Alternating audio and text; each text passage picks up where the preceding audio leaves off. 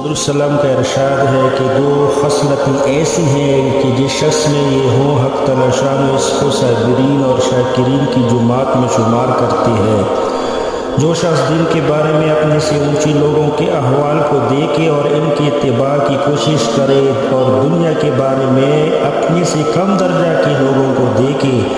और इस पर अल्लाह ताला का शुक्र अदा करे कि उसने महज अपने फजल से उसको इससे बेहतर हालत में रखा है। हक़ तआला शान उसको साबिर और शुक्र करने वालों में शुमार फरमाएंगे।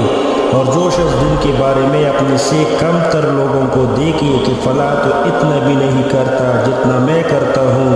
और दुनिया के बारे में अपने से ऊंची लोगों को देखे और इस पर अफसोस करे कि मेरे पास इतना नहीं है जितना फ़ला के पास है, वो ना सब्र करने वालों में शुमार है ना शुक्र गुजारों में।